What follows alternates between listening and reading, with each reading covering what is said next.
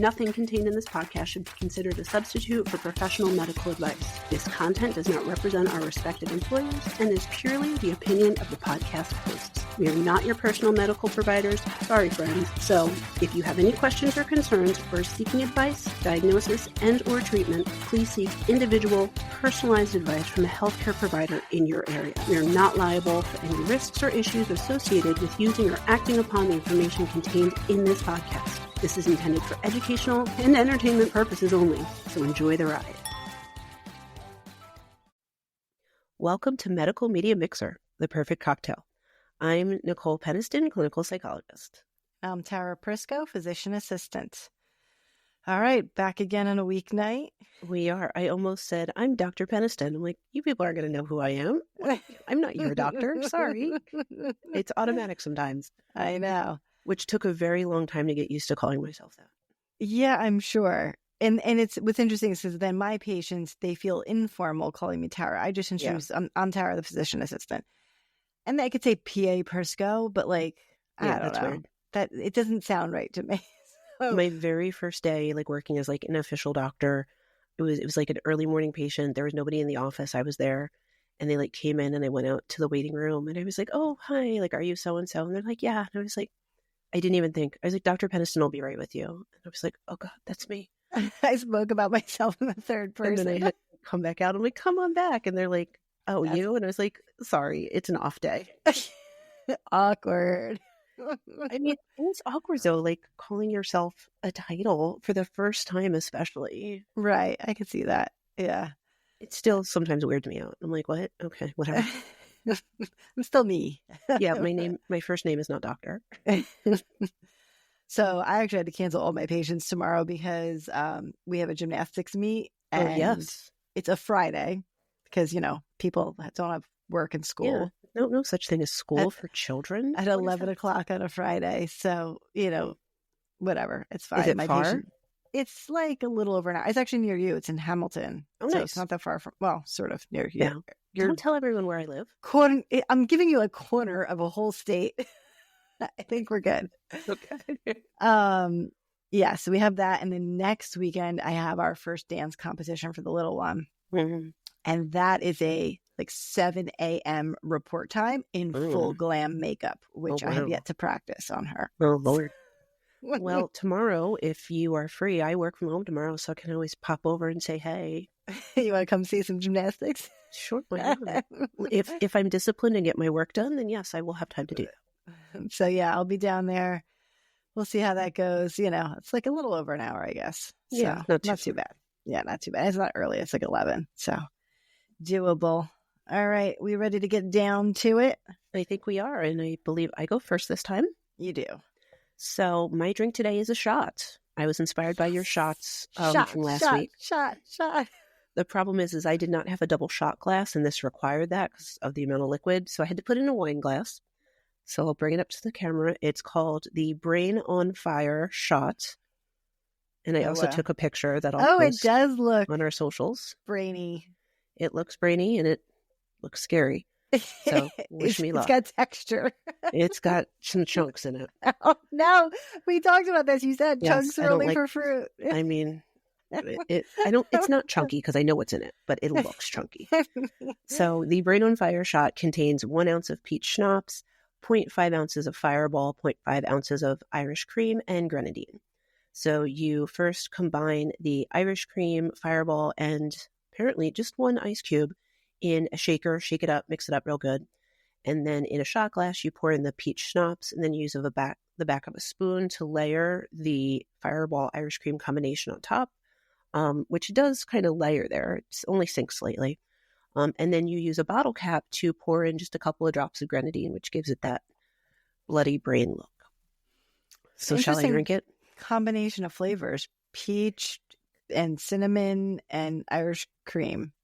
Peach, I mean, Irish cream is basically like just cinnamon and not cardamom. It's basically just like a bunch of spices. Okay. Let's so do here it. I go.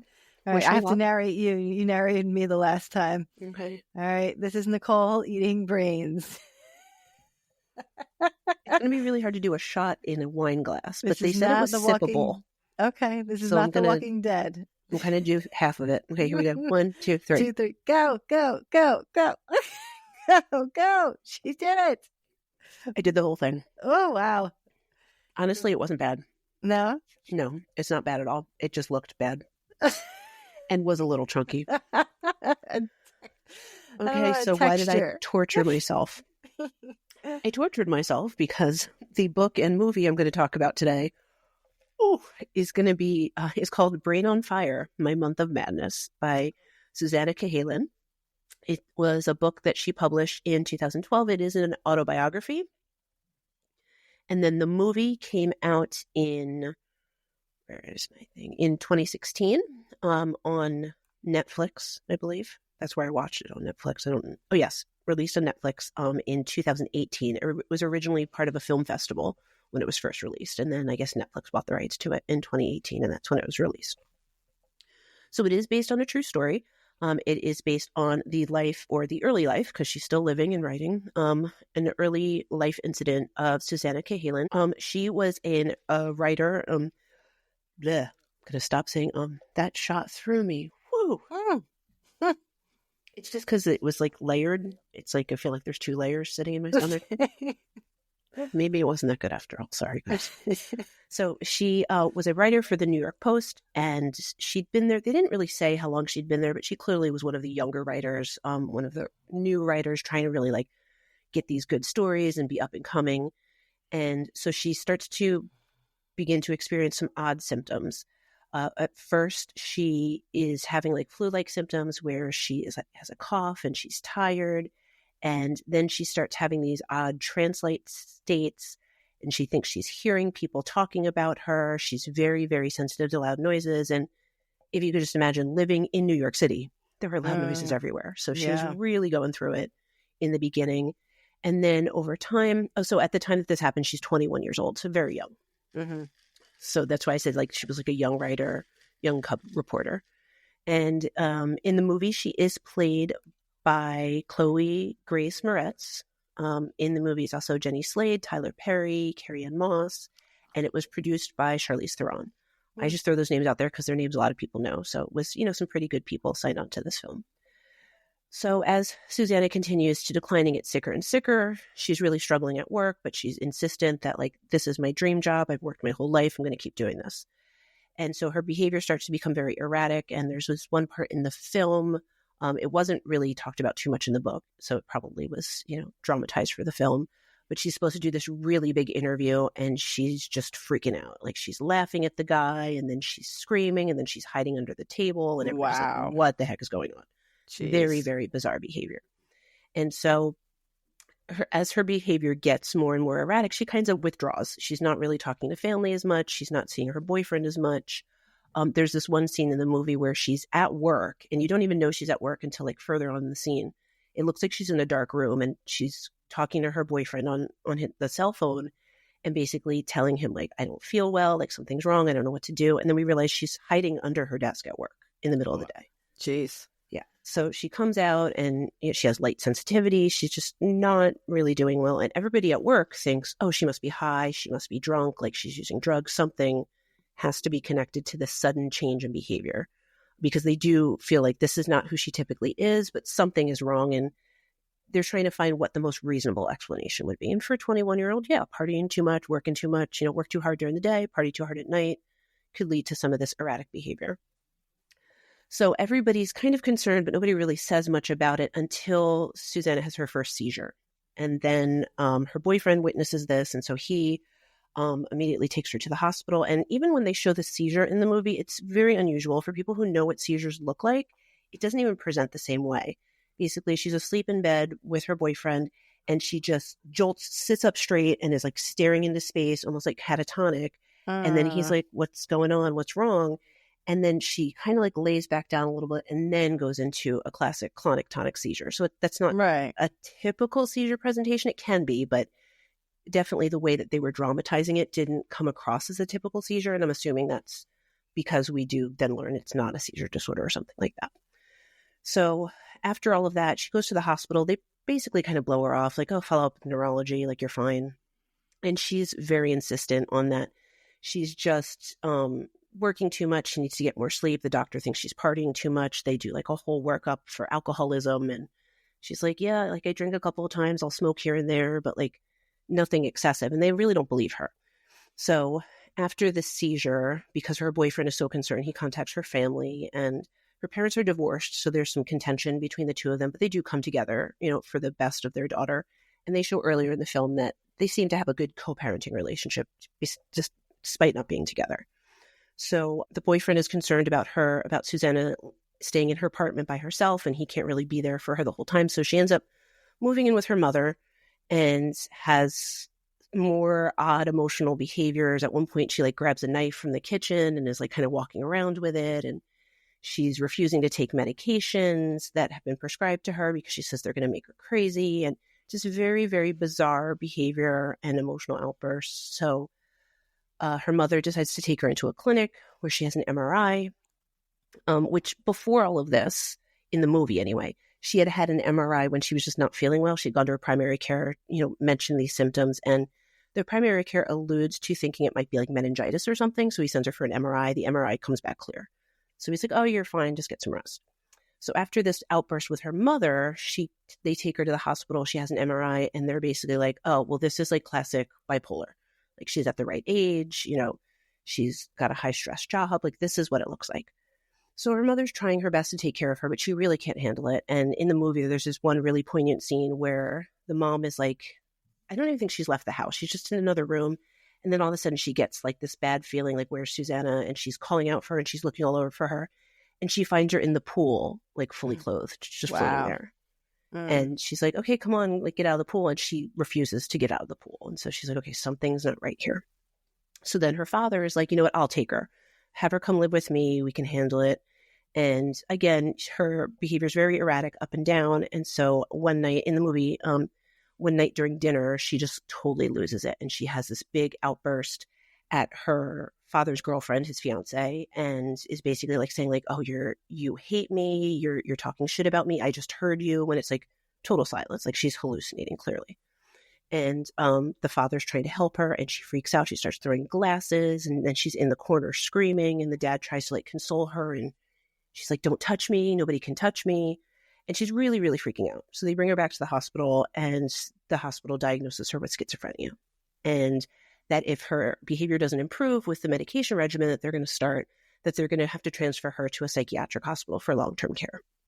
And so, of course, her parents the whole time are like, this isn't adding up. Like, it doesn't feel right. There's no family history. Like, she's never had any mental health concerns at all before. Like, this is all very sudden, and it just doesn't add up. Like, it doesn't feel like her, which I think can be hard for a lot of parents and family members when someone has those prodromal symptoms of schizophrenia to come to terms with, my family member has a serious mental health concern.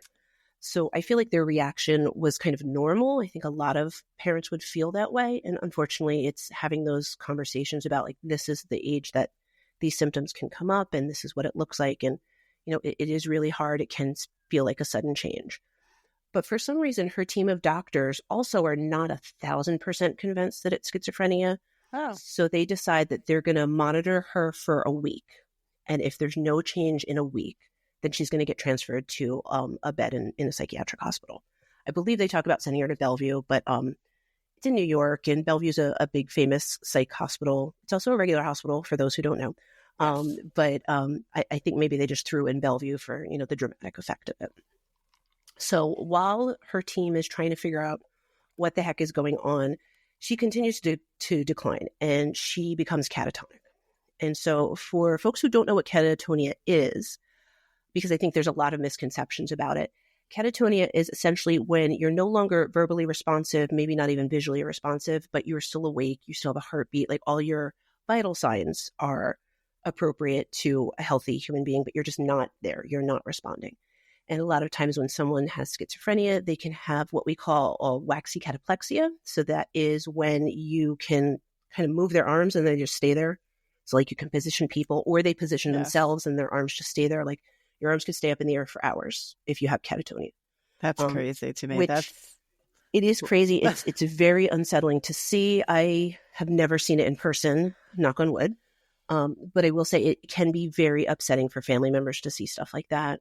There's one scene in the hospital where her arms are like straight up in the air and her mother's like, Susannah, put your arms down, put your arms down. And like they literally have to like push her arms down because her muscles are like rigid and staying up there. And so as they see this decline, they're like, this is schizophrenia. This is what it looks like. But what I think is really interesting in the newest iteration of the DSM 5-TR, they changed. So catatonia was never a disorder or a diagnosis of its own. It was always a specifier. It was always a symptom of something else. Right. And apparently it happens often enough that now it's a specifier. So a specifier, for those who don't know, when you're diagnosing, is something that you would tack on that can go with that disorder. So at this point, catatonia can be a specifier with depression, with schizophrenia, with severe anxiety, with things like that. So it's saying that this is an additional symptom that some people have, but not every person has. And that symptom itself, the catatonia, is not part of the disorder. It's just almost like a byproduct of the disorder, if that makes sense. So once she's starting to be catatonic, it's extremely hard for them to try to assess what's going on with her, especially if it's a mental health issue. Because if someone's not talking to you, they're not responding, they're kind of just sitting there staring for hours at a time, you can't assess someone. You can't determine, okay, are they psychotic?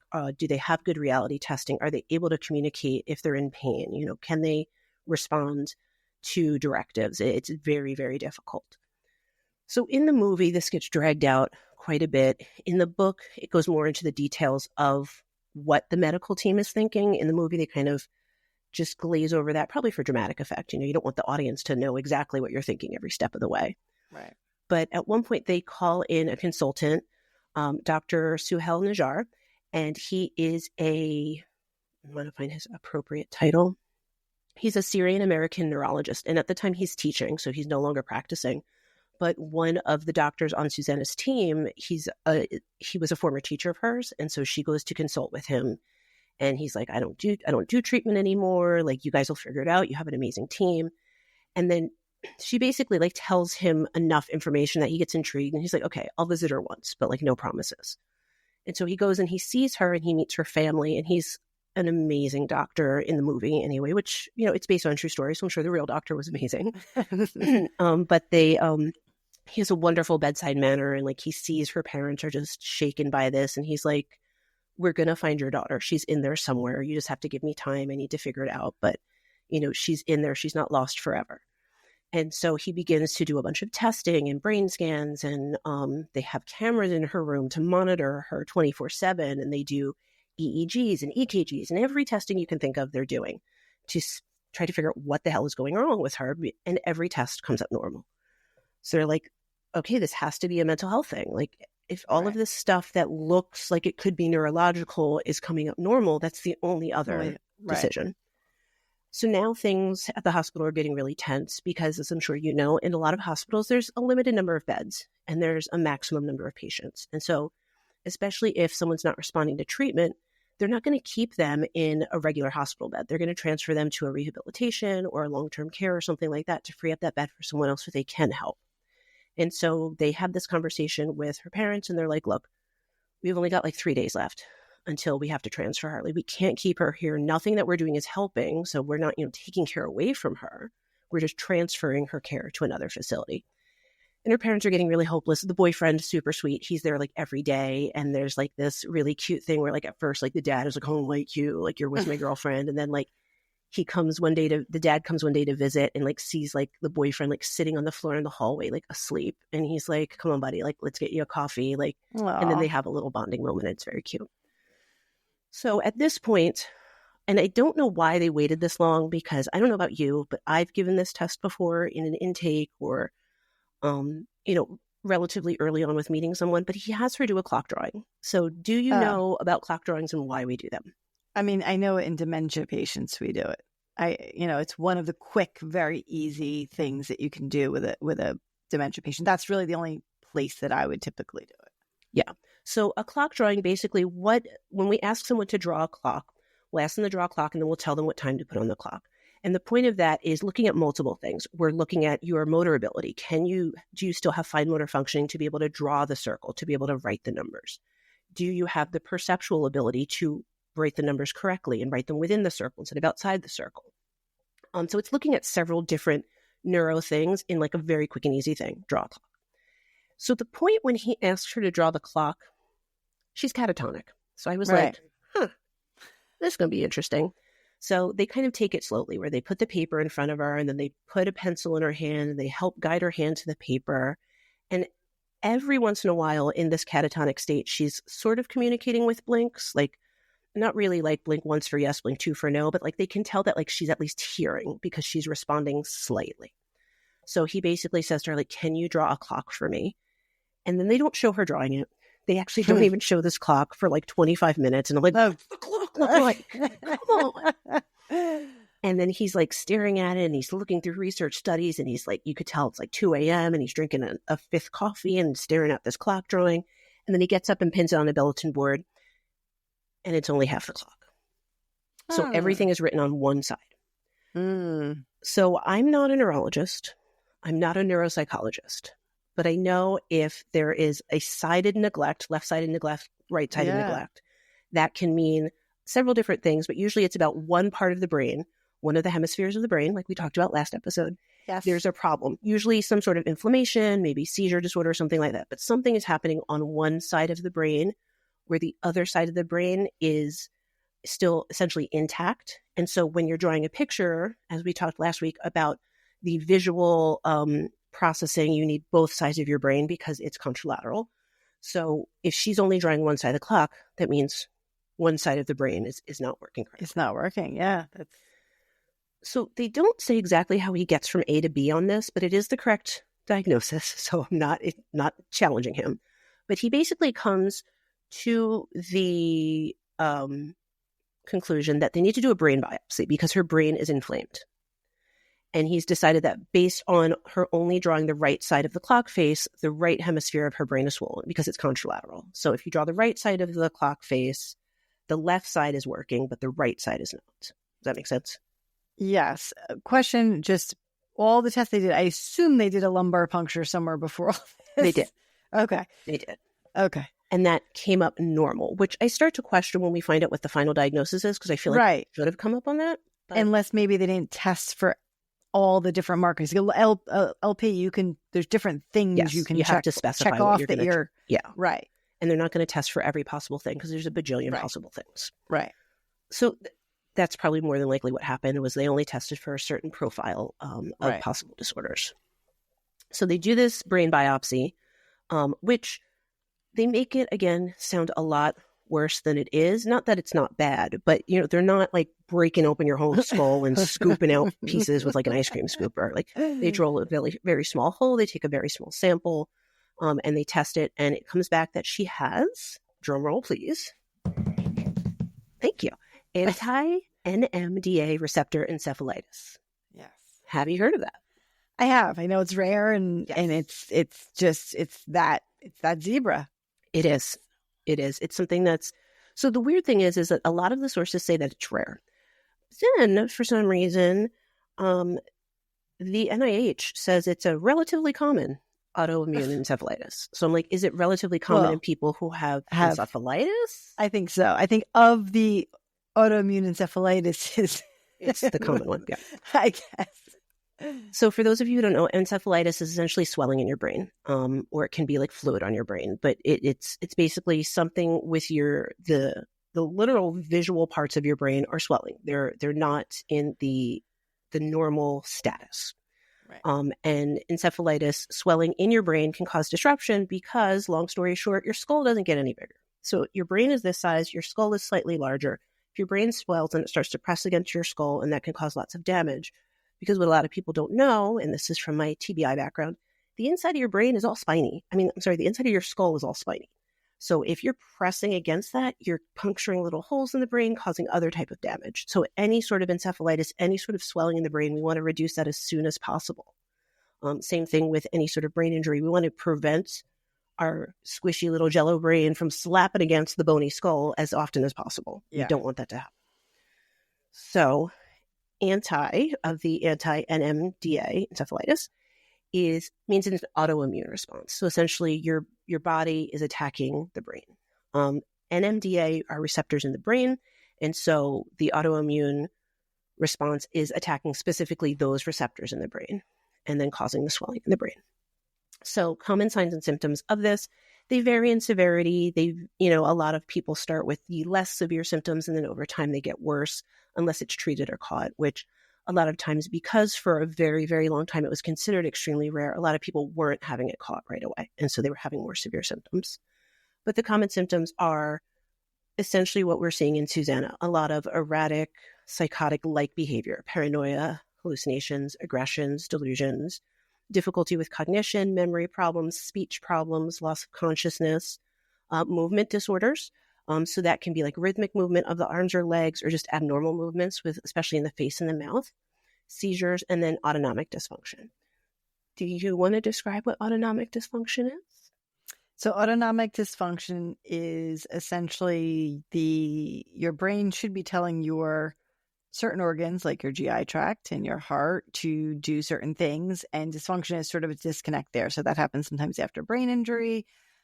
We see it with other autoimmune disorders, but essentially somebody who changes position, their heart rate goes crazy, or their gut doesn't move appropriately, that would be, or somebody who sweats inappropriately, that would be autonomic dysfunction. It's out of proportion and it's not congruent with what it should be doing. Yeah, and if it continues to happen, it can cause damage to other parts of your body. So it's important to, if you are having that autonomic dysfunction, to have it addressed as soon as possible so it doesn't cause other complications. So according to UPenn, diagnosis is made through cerebral spinal fluid, which would be a spinal tap, but that is not how they caught it in Susannah. Now, I will say, I'm skipping ahead, spoiler alert, when she is diagnosed, she is only the 217th person to ever be diagnosed with it. Wow. So that kind of tells you how rare it is, but two, also like how difficult it is for someone to get that diagnosis and then to do well after.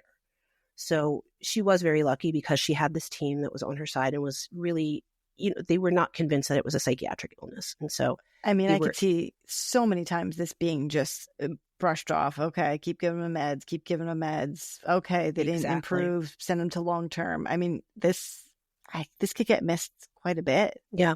And the doctor that diagnosed her, Dr. Najjar, he had said that at the time that he was doing the diagnosis for Susannah, that approximately only 10% of people were properly diagnosed at that time.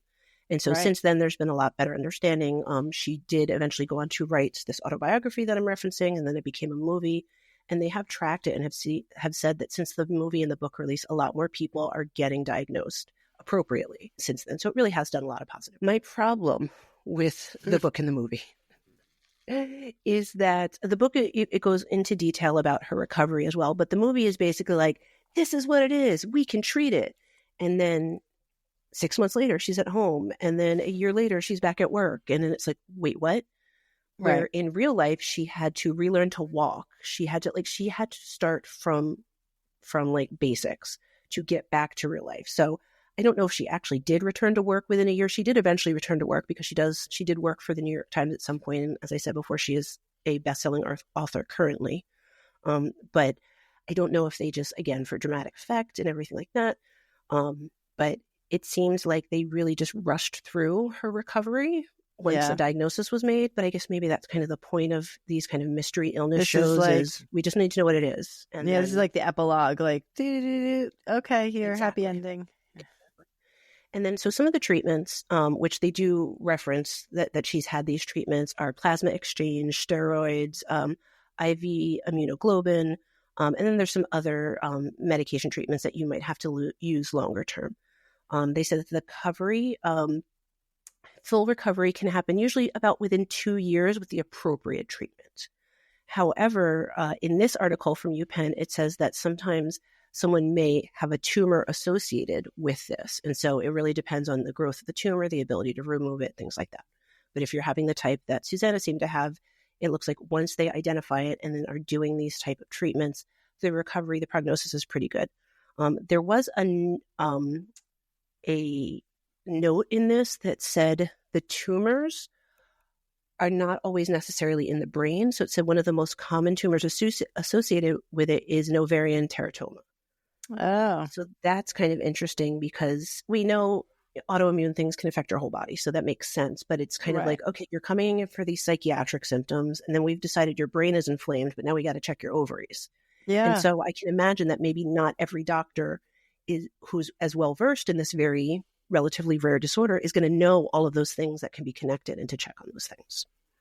And I mentioned that the ovarian teratoma is associated with it because it does seem to happen for some reason more commonly in women, but it can affect both men and women, and it primarily affects the young, including children and young adults. So this is something that if you do have it, you're probably going to see symptoms relatively young, like Susannah was.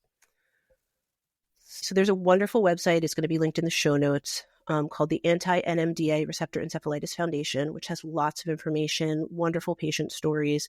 What I really like about their website is they have things in multiple languages. So all of their articles are in English, French, and Spanish and Italian. So I think that's really important, especially because, like I said, Susannah was only the 217th person in the world diagnosed with it. So I'm glad that they're spreading this information in other languages so it's available to as many people as possible. Chances of relapse. So that's something they don't talk about in the movie because at the end of the movie, she's all better. But relapses can occur in up to 25% of patients. Then there's no test to predict who's going to have a relapse or not. You kind of just have to monitor it. And immune suppressing medications typically need to be taken for a prolonged period, even after recovery, just to prevent relapse or further issues. It's not contagious. And as far as we know, it is not hereditary. So it's kind of just a funky thing that happens. Like, unfortunately, I tell patients this sometimes, like strike of lightning. I'm sorry, it's bad luck. Like there's literally nothing you could do to cause or prevent. Yeah. So that's my story, and I'm sticking to it. Yeah, I remember, the movie being out, and it was just one of those things like, I'll get to it. And I knew peripherally about the disorder. And I think after that, I did see more things on it, and I knew about it. And I always like to look for zebras. So, it'd be somewhere in my differential. But with someone with such acute symptoms, it's unlikely I'm going to see them. Well, and it's funny you say that because I just found the list of possible differentials. So other autoimmune encephalitis, psychiatric disorder like we talked about, viral encephalitis, neuroleptic malignant syndrome, which I could do a whole episode on that because I feel like a lot of people don't know about that. Catatonia, which this site needs to be updated because catatonia is not a disorder in and of itself. Acute disseminated encephalomyelitis. Oh, myelitis. Myelitis. Okay. Mitochondrial encephalitis, which I actually just watched a different movie about someone possibly having that and then not having it. Cerebral space occupying lesions. Well, that's a mass of any kind. Yeah, no, but I just like the way that it's phrased. I was like, ooh, that sounds fancy. Space occupying. And then exposure to drugs, toxins, or withdrawal. So those are the typical things that if someone's presenting with some of these symptoms, they're going to rule those things out. Probably rule those ones out first because I think a lot of those are easier to diagnose versus the anti-NMDA receptor encephalitis. I also think because she had like a support system and a family and all of that, it probably helped. I think some of these patients who may show up with really nobody to give you any of the history on them or any details or get brushed off and missed. Absolutely. And I think that's so true in anyone who's presenting with any sort of psychiatric symptoms, because unfortunately, despite how far we've come in the US, there is still a lot of stigma about people with mental illness, especially people who are unhoused and mentally ill or veterans who are mentally ill. And so I think the more of a support system you have, people to advocate for you, the better your treatment outcomes are going to be for anything, but especially in the mental health world. And then we found out that, in general recovery, the more of a support system you have, the better your outcome is going to be. So it's helping both to advocate for treatment and then ultimately for recovery. Yeah. Welcome to my TED Talk. Thank you. Just like turn these all into TED Talks. We're good. I would love that. I don't think I say too many ums for TED. They wouldn't like me. Is TED a person? Like, is there a real TED? No, it stands for something I can't remember off the top of my head. Oh, yeah, it's all caps, TED. Yeah. Man, we're smart. We're not that smart. We don't know what TED stands for. Let's not underestimate ourselves. We just don't know what it means now. We can find out. If you guys are interested in Susannah Cahalan, she just released a more recent book. I just had it that has been pretty popular. I want to get the title right. The Great Pretender, the Undercover Mission That Changed Our Understanding of Madness. And so for those of you who love psych and took Psych 101, you've probably heard about this, but she's basically going in depth into a research study that occurred back in the day where psychology students admitted themselves into psychiatric hospitals, pretending to be psychotic and wanted to see how long they'd be stuck there. And so I'm not going to give you any more information, but her book is basically talking more about that process and what it means about mental health and mental health treatment. Interesting. Yeah. I might have to read that book and then cover it on another episode, but I know the whole background story. We learned about it. Cool. I like that one. All right. We ready for my turn? I'm ready. All right. So my cocktail is the MMR, the Mango Mojito Refresher. Not the measles, mumps, rubella? Maybe. That's what it stands for, right? Did I get it right? Yes. So the recipe calls for making your own mint simple syrup. It's actually easier than cooking it on the stove, is to literally pour all those things in a little ramekin and put it in the microwave. So I did. It's 50. So simple syrup is always 50% sugar, 50% water, and then throw a few mint sprigs in there and microwave it for a couple of minutes until it blends. And there you go. You don't have to do it on the stove. Nice. So that's what I did. And then basically you take a fresh lime cut into small circles, 4 to 8 mint leaves. I say heavier on the mint, the better. 3 ounces of mango nectar or juice.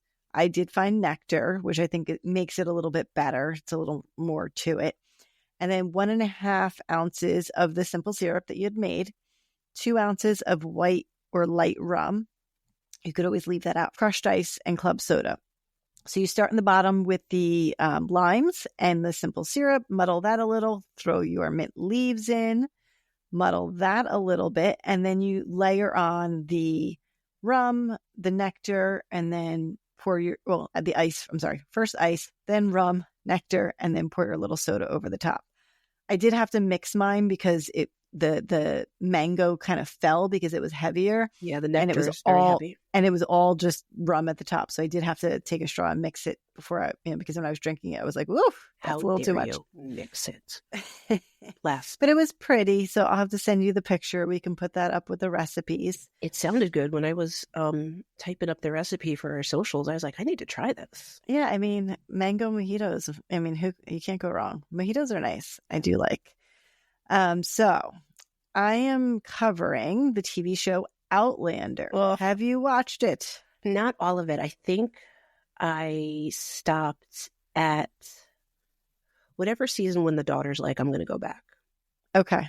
I don't want to give too many spoilers, but whatever season that was the last season I saw. Okay. So what we'll tell you a little, everyone, the listeners, a little bit about the show. But what I'm covering is episodes 405 and 406, which are in the 4th season. And all they need to know about the show is Irish kilts and shirtless hot men. That's all they need to know. Not Irish, Scottish. Sorry. Get it right. Scottish kilts and shirtless hot men.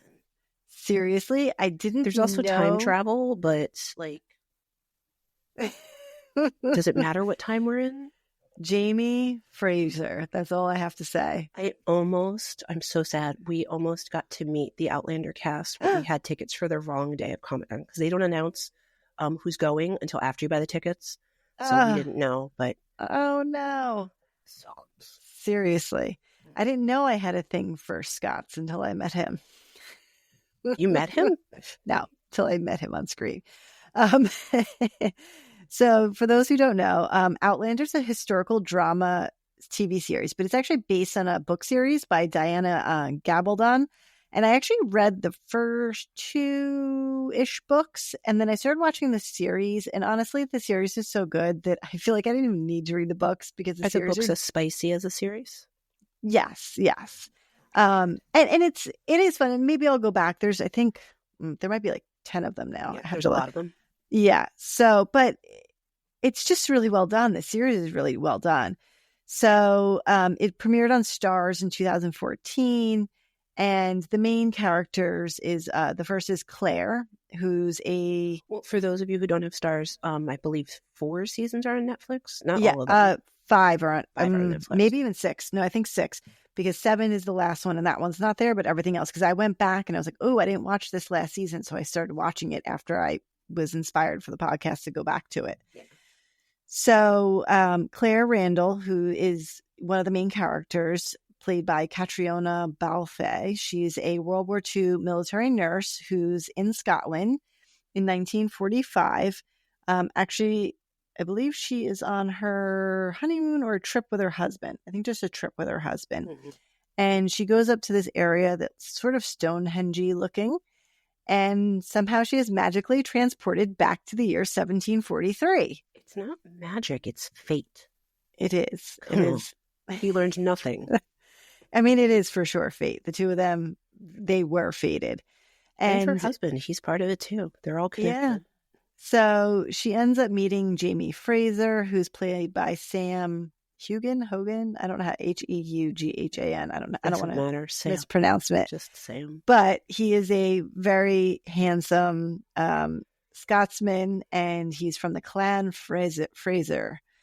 And, basically, historically, this sort of follows real history. So it's pretty interesting because I didn't know too much about Scottish history and the Jacobite Rising.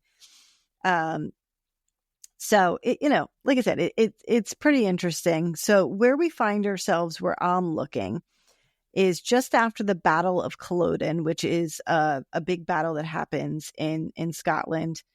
And right after that, Claire actually returns to her own time because she knows the Battle of Culloden takes out many Scots, and she figures Jamie's going to end up dying. And, let me go back. And she happens to be pregnant. So she goes back to her own time. 20 years later, and I'm not giving crazy spoilers because it's a great show. Watch it. 20 years later, when the daughter that she was pregnant with is Brianna, who's now, I guess, 20 years old, she decides, well, she's grown. She went back to her husband in real time, and he ends up dying in a car accident. And in the interim, she actually became a physician. So she was a nurse before she went. She becomes a physician and actually a surgeon. And so she decides, I'm going back. She found in a book that Jamie's still alive. And she's like, I need to go back.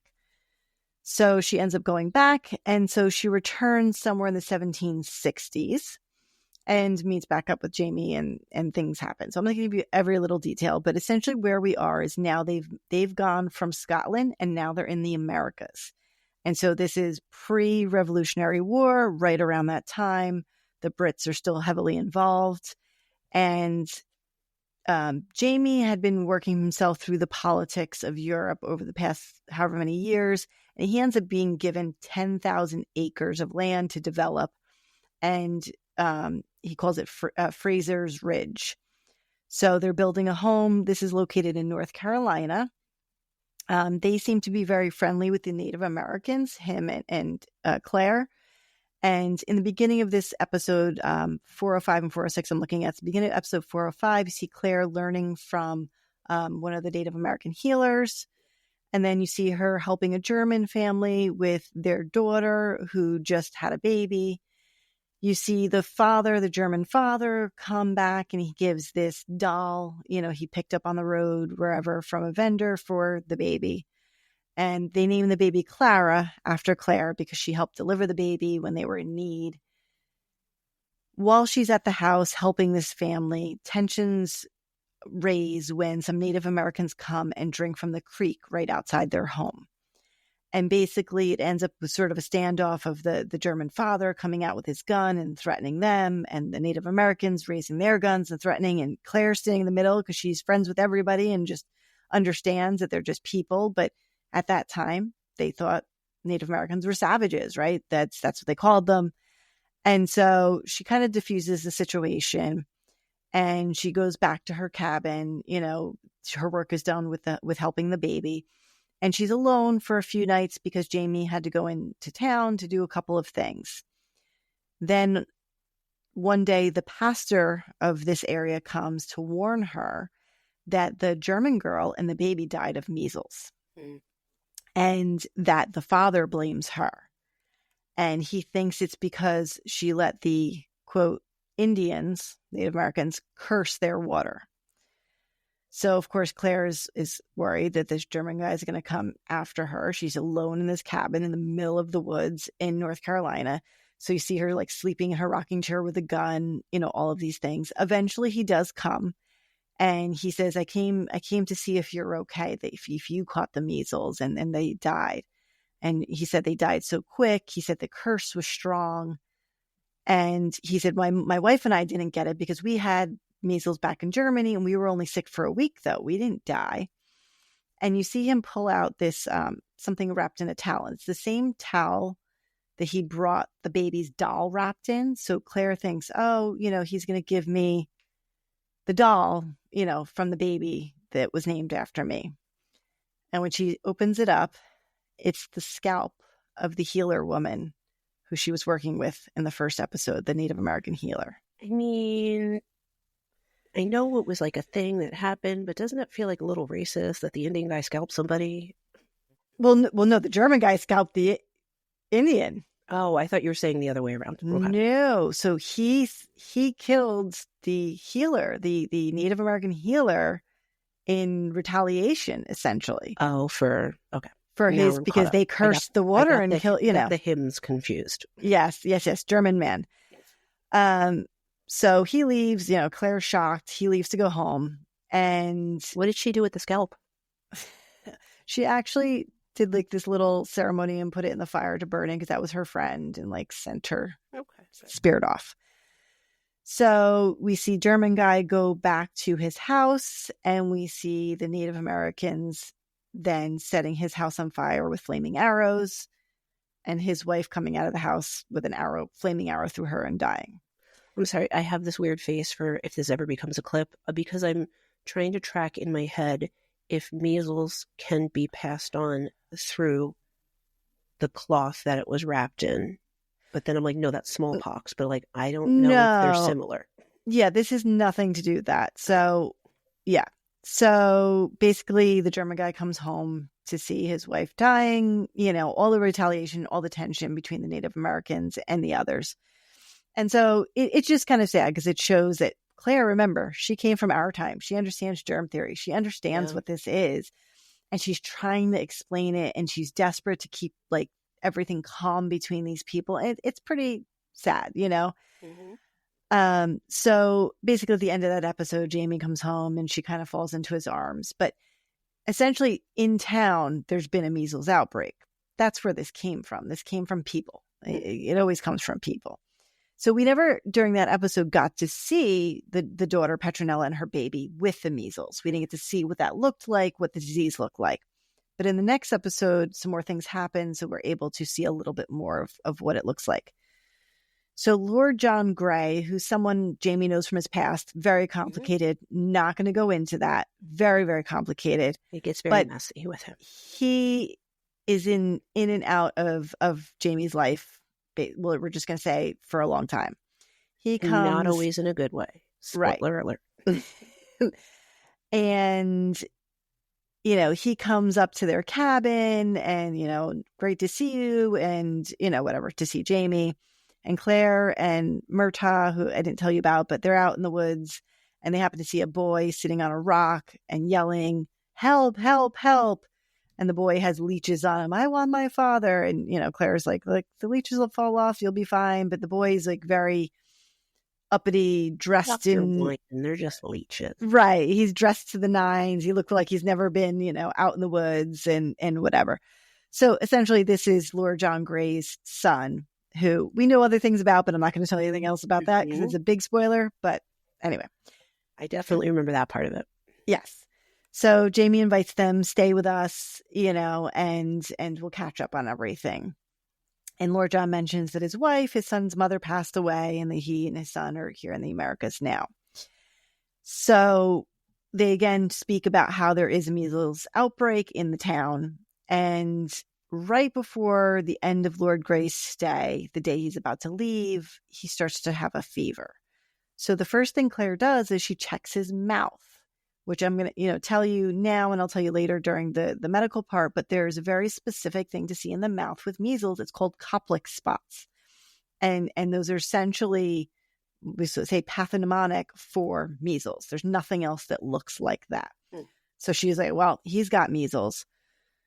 So he starts coughing. He has a headache. So they make, the decision to have Jamie take the son, Willie, the son, out in the woods for a few days, go camping, go hunting, go fishing, toughen the boy up a little bit so he doesn't catch the measles. We know that Claire had the vaccine because she came from the 70s back, so she had the vaccine. And Jamie had measles as a child, so neither of them are concerned about getting it. So Claire stays with Lord John to help take care of him.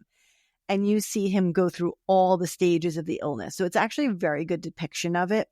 It shows him burning up. She's giving him willow bark tea for the fever, severe headache, the rash.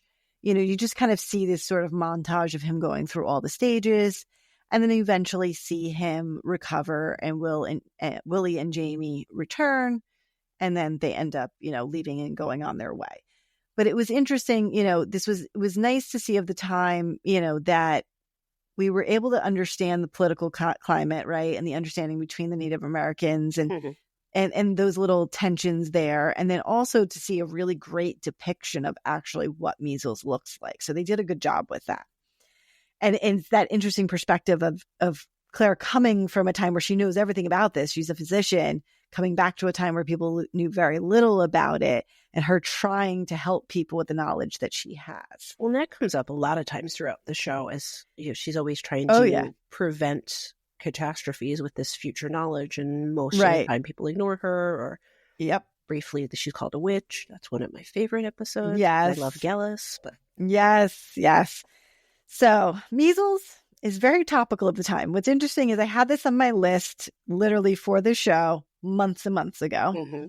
We are today, February 27th is today. Yes. And there's been a lot of talk about measles because there's currently a decent sized outbreak in Texas, West Texas right now. And, I'll go through statistics at one point, but the biggest thing that we found out yesterday, this was the first death from this outbreak of a child from measles, and it is the first measles death in 10 years in the United States. So, that's pretty profound. Yes, we may have upcroppings of infection because this one has gotten so large so quickly. We've already had one death. Okay, so measles is very highly contagious. We did talk about this a little bit in episode 1. Remember when we talked about flu, we said the R naught of, say, flu is, I don't remember what it was, but it was like 1 to 2. Yeah. So one person infects 1 to 2 other people. Measles infects somewhere around 18 other people per one. That's 18 susceptible people, so they can be unvaccinated, too young to be vaccinated, or their vaccine immunity wore off. But it's a lot. One person can infect 18 people. It is, I believe it is the most infectious disease we have. And it is really transmitted the typical ways: infectious droplets, airborne spread with coughing and sneezing. And it can remain in the air for up to 2 hours after the person leaves the area. So it's just hanging there in the air waiting to get you. The onset usually is fairly delayed as well. So that's what's even more tricky with then tracking it, because you typically are exposed and then it's 7 to 14 days before you start with symptoms after exposure. So tracking back and contact tracing what somebody did 2 weeks ago and then who was contagious when is very tricky. And that's how this spreads like wildfire, because you're just living your life for the 2 weeks until you have symptoms, and you become contagious before you even have symptoms. Right. So typically, like flu-like things, you do often present with a high fever, and it actually can be above 104. So that's significant. Yeah. And the fever lasts 4 to 7 days. The prodromal phase is usually malaise, so fatigue, anorexia, so lack of appetite. And the thing that we learn in school, because we have, for your boards, there's the 3 C's. So conjunctivitis, cough, and coryza. I only know what 2 of those are. Yeah, so we know what conjunctivitis is. Cough, we know what that is. Coryza is just like a runny nose. I don't know why you don't use the word coryza in anything except for measles. I'm not sure. They just made it up to make a C. I'm not really sure. I've literally never used that except for a test question for measles. Good to know. Now I can pass that question. Other things you may have, so photophobia, lights bother you, swelling around your eyes, muscle aches. And then we talked about those complex spots. So they're bluish gray specks. They look like grains of sand on a red base on we call your buccal mucosa, opposite of your second molar. So that's if I took my mouth and I pulled it open and I looked on that sort of skin touching up to my molars, you're going to have these grayish specks there. It's very specific. Yeah. And you don't see it with anything else. It's not in your throat. It's not in your tongue. It's very specific. And that starts about 1 to 2 days before the rash, and they stay for about 3 to 5 days. You throwing things over there? What are you doing? I moved my foot and I knocked over my shredder. Sorry. It's okay. So the rash usually develops 14 days after exposure, so fairly early on in the disease. You can have mild itching, but it's not like chickenpox where you remember us all scratching like crazy. And you describe the rash as blanching. So when you're describing a rash, there's a lot of words. I thought you said you described the ranch. And I was like, ranch dressing? What? I'm confused. Sorry. Sometimes I realize that I do stumble over my words, and I apologize to everybody. My brain is ahead of my mouth. I apologize for pointing it out. It just distracted me. I was like, huh? So when we describe any kind of a rash, you have to use very specific terms. Nowadays, we can take a digital picture, I guess, and put it in the chart. But for all of millennia, you had to write these things on paper and hope the next person could read it and understand what you were speaking about. So when you're describing a rash, it's blanching this rash, which means the red, if you push on it with your finger, turns white and then turns back to pink. Erythematous, which is a fancy word for red. Macules, which are usually flat lesions, and papules. So if you think palpate, I can touch them. Papules, which are raised. They start on the face and they basically work their way down. And within 48 hours, they sort of what we call coalesce. So it's not like you're seeing discrete spots in that. It's just sort of everywhere, all over, touching each other, these patches that sort of are all connected. And it even includes your palms and soles. And when it does resolve, it also resolves the same way it came on, from the head down. And the most lesions you're going to see is usually above the shoulder. So chest, shoulders, like head is where everything's sort of just red. Sometimes you'll get bruising, or we call petechiae, which are little tiny blood blisters, if you want to think about it that way. And again, like we said, it lasts for 5-7 days, and then it sort of starts to resolve. And it can leave like these coppery brown, we call hyperpigmented, so more pigment patches, which then we call desquamate, which means skin peels. Uncomplicated measles, total can be about 10 days, and then the cough can linger a little bit. There are other things called modified measles and atypical measles, which are slightly different. Atypical is specifically people who were vaccinated with the original killed virus. So we'll go into the vaccines, but there was a period from 1963 to 1967 where the first vaccine they developed was a killed virus. It's a little bit less ineffective. So these people can get sort of a milder form of it, but they're not completely protected. Diagnosis nowadays, I mean, yes, clinical, but I would, of course, want to confirm that. So you can do blood work, and you may hear this in future things. When we check in blood work for immunity to certain things, we check things called IgM and IgG. So IgG is immunoglobulin. IgM is a different kind of immunoglobulin. So IgM is acute infection. IgG is resolved infection that you're now immune to, or you had a vaccine and you're immune to it. You can also do a swab for PCR, which I assume some lab somewhere can test that. I haven't looked up in like LabCorp and Quest in the major labs, but I assume somewhere in their book it says you can send a PCR for measles. So globally, measles is still a leading cause of death in young children. But of course, in this country, we've done pretty well with it, and it was for a moment eradicated in the year 2000. That was fairly short lasting, but it was eradicated. In the US, we do have outbreaks, but this Texas one is definitely bigger than ones we've had in the past. So as far as complications, this is where it gets a little tricky. So you can have that, we all had chickenpox and, everyone survived, but not everyone does with these, and we forget that. Yeah. So there are some major complications that can happen. And, the sort of biggest one, which is very interesting, is that we can develop sort of an immune amnesia. So I'm listening. Go on. Yeah. So measles can actually wipe out your immunity to other common things that you've developed immunity to. So other viruses you've had, other vaccines you've had, you've literally end up at the other end of it like a newborn baby with no immunity to any of this. Wow. And it can take 2 to 3 years to build that back up. So would that ever be a good thing? Like, is there any way we could harness that ability to, like, somehow in science make that help in other ways, like learn to be immune to cancer or something? I don't know. Yeah, I don't. Because of the type of immune cells that it goes after. It's these memory. Let me get to where that is. Specific type. I think it's memory B cells, but let me see. Measles, immune suppression, immune amnesia. Yeah, old memory cells if it's host with new MV specific lymphocytes. So it targets a very specific type of immune memory cell. So I don't think that's going to go for other things. Mm-hmm.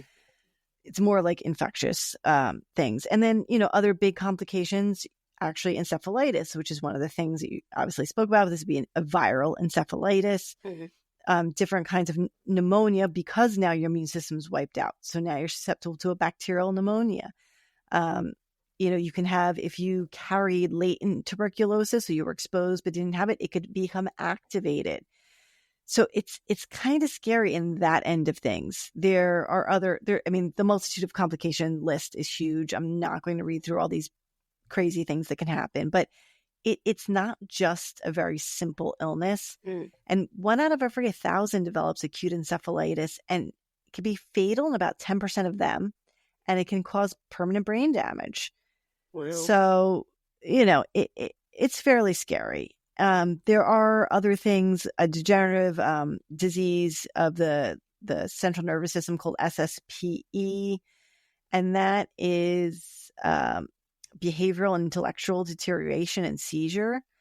And that can not show up for like 10 years after you had it. Wow. Yeah.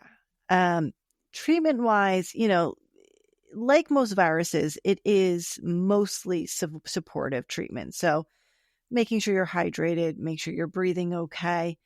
They did discover that there are very specific doses of vitamin A that can be used once you have it to help reduce the risk.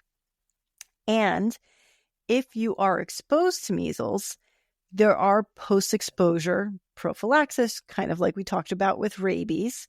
So there are things you can do. So you were contacted that you were in contact with somebody a few days ago. I believe it's within 3 days. Yeah, within 3 days of exposure. If you aren't sure your vaccine status or you aren't sure if you're fully immune, you can get a measles, mumps, rubella vaccine. And it's not going to hurt you to get an extra vaccine, even if you've already had it. Mm-hmm. So typically you err on that side of caution and you give it. The thing about the MMR vaccine is it is a live vaccine. So it has live virus in there. So there are a percentage of people who cannot have a live vaccine. So if they have undergoing chemotherapy, if they have certain cancers that affect the bone marrow, like leukemia and lymphoma, if they are on medications that are immunosuppressants. Now, we don't realize how actually pervasive not how pervasive, but how much we use immunosuppressants now. Mm-hmm. You see all those commercials every time you watch TV for psoriatic arthritis, rheumatoid arthritis, Crohn's disease. That's all one of the things they say at the end. Do not take if. Right. So those are immunosuppressants because they're trying to treat the autoimmune disease. Those people cannot have live vaccines because they are at risk of then getting the infection, not being protected by it. So this isn't just, those few people who can't have it, right? There's a lot of people who can't have it. So in patients who cannot get a vaccine, pregnant women, children under 6 months, and those immunocompromised people, you can give a measles human IgG or immunoglobulin. So that can be given. Again, I'm not sure how you'd access it. Hopefully your state has a stockpile somewhere. I don't think they keep that in the hospitals regularly. but that's something that could be given. So, I mean, there are things we can do, but it's still pretty scary. And, we look back about this vaccine and how we created it, when it came about. It's fairly interesting. So they use this same strain of measles that they collected back in 1954 from a boarding school outside of Boston who had an outbreak, and they used that to collect specimens. Did they get permission? Because we know what happened with Henrietta Lacks. Yeah, it's true. I do not know. But they collected it from this boarding school. Oh, actually, they have a name, so I don't know. It's an 11-year-old schoolboy, David Edmonston. So whoever he is. Did he survive? They don't tell me. I assume he did okay. I don't know. I assume he did okay. I assume that for everyone. I assume everyone's doing okay. Yeah, but this Thomas Peebles, the doctor, obtained the virus culture, and then working with his boss, John Franklin Enders, who's the father of modern vaccines, they developed the measles from the Edmonston, after the kid, Edmonston B strain. And so they tested this measles vaccine on some groups of children in New York and in Nigeria. I'm not sure why they had to go to Nigeria to test it, but two very different there's places. Probably some... Maybe they're both have high populations. Yeah, I don't know. But in 1961, it was hailed as effective, and they put it out for public use in 1963. And, the World Health Organization, of course, started to push for that, getting it out worldwide. And then they created the improved version in 1968, where they actually were able to do a live vaccine, but put it through a chick embryo 40 times and cause it to be less side effects. So many questions about that. So many questions. Chick embryos, yeah. So this why is called 40 times? Why not 32? Well, that's called science and experimentation. So I bet they tried it one time. Thank you for educating me. And I bet they tried it 100 times, and all of the times in between. It's called and science. This one was not too small and not too much. It's like Goldilocks, right? The Goldilocks effect. Thank you. I'm going to use that from now on when someone asks me why something. It's science. So, they ran all the experiments. So that's called the Edmondson Ender strain, and basically is still used today. And then in 1971, they combined it with mumps and rubella. And then in 2005, they actually added chickenpox varicella onto it. So, there's kind of, if you go between the world and the U.S., the timelines are slightly different. So I'll stick to the U.S. timeline because it's a little more streamlined. In 1978, the CDC set a goal to eliminate measles by 1982. The goal was not met, but it did drastically reduce the disease rate. So by 1981, the number of reported measles cases was 80% less than the previous year.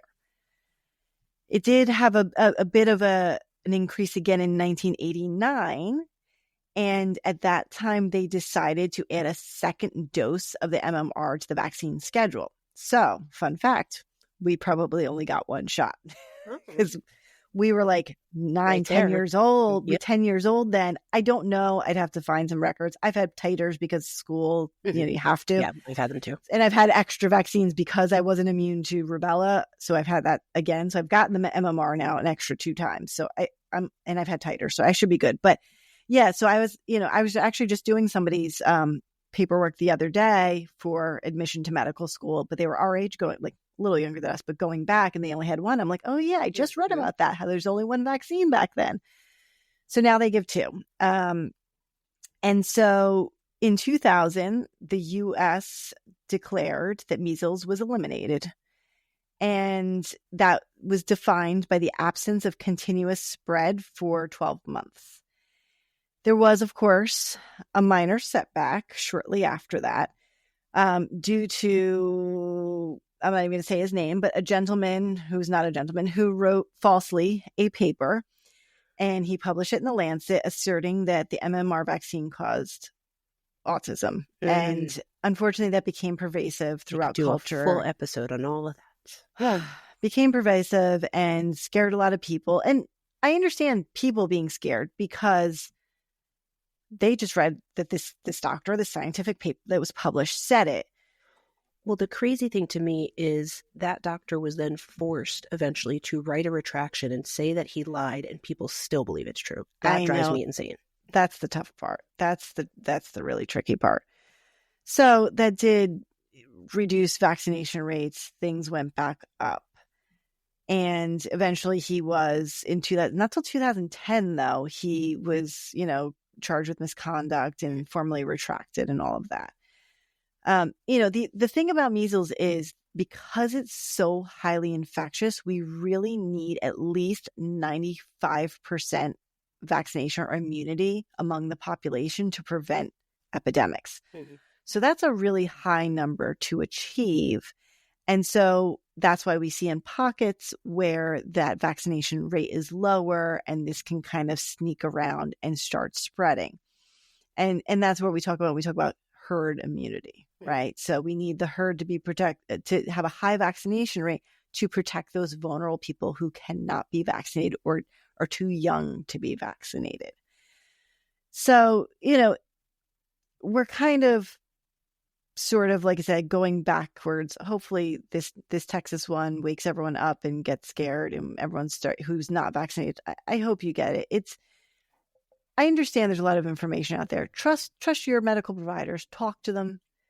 Trust the World Health Organization and the CDC. No one's out here trying to hurt anyone. We just want a healthy population. We don't want people dying. We don't want kids dying. Right now, 2 doses of the measles vaccine is 97% effective at preventing measles. 1 dose is 93% effective. So even 1 is better than nothing. So again, it's just about let's do our best to help prevent this. I'm going to give you some quick stats that are updated as of yesterday on this current Texas outbreak, which will be a month old by the time this airs. You're putting me to shame with these stats from last week or from today. Well, no, I'm going to shout out to one of my really great resources is your local epidemiologist. She came out during, her name is Caitlin Jetlina, and she is an epidemiologist, and she became very big during COVID and providing a lot of really great information. I subscribed to her emails. Yeah, I remember you used to share her stuff a lot during COVID. Yeah. So now I primarily follow her emails. So she put out some really good information yesterday. So, things we already talked about, this outbreak was kind of expected because we know that area does have low vaccination and we know how infectious measles is. We talked a little bit about how measles is not just a rash. Pneumonia is often a cause of death. And like we talked about, that immune amnesia. And it is unusual. There were comments recently by our health secretary who said this is no big deal. It is unusual because there's not been a death in the past 10 years. And we are only a few months, less than 2 months into the new year. And we're already hitting the amount of more cases than we've had in the past 10 years. So we have to look at it that way. So, we've had 4 outbreaks with more than 100 cases in the past 10 years. We are already up to, I think, 122, I believe, on this outbreak. There are patients hospitalized in this outbreak. Again, there was a false statement saying that they're being hospitalized for quarantine. That is not true. They're being hospitalized for medical issues related to it, whether it be encephalitis, trouble breathing. We said the 1 death, and it's not too late. If you live in this area, please get vaccinated. It's very tough because it comes like a big wave, like a big tidal wave, and we just don't know how far it's going to go. I guess hopefully it stops when it reaches more geographically, at least reaches more highly vaccinated areas. But we live as we learned from COVID, we live in a world where you can get on a plane and travel anywhere, right? So anything can spread very, very quickly. Just a couple things that she clarified also in her emails. The epidemiologist, this is not a vaccine-derived strain. They've proven that because it is a D8 genotype, so it is not. And she said you can check your township's vaccination rates in schools if you have concerns. So that information is out there. And they're talking about, like we talked about briefly, if you're born before 1957, you're assumed to have had the virus. If you're born between 1957 and 1968, you may have had that lesser vaccine that was the killed vaccine. So they are saying you can go get another dose. You don't need to wait to check titers for that. And again, like it's not too late. Follow good sources. So your local epidemiologist is a great one.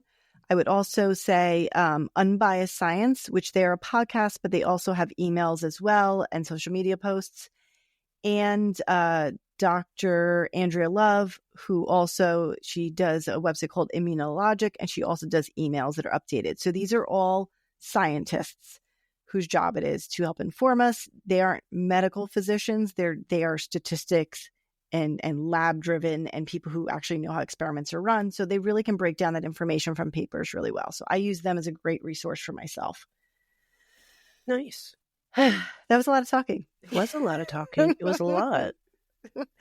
So, it's interesting that we're still dealing with diseases that we had back in 1760s. So, and I mean, I'm going to be 100% honest. For about 20 minutes, I was just staring at a picture of Sam Hugan. And I was like, oh, so seriously.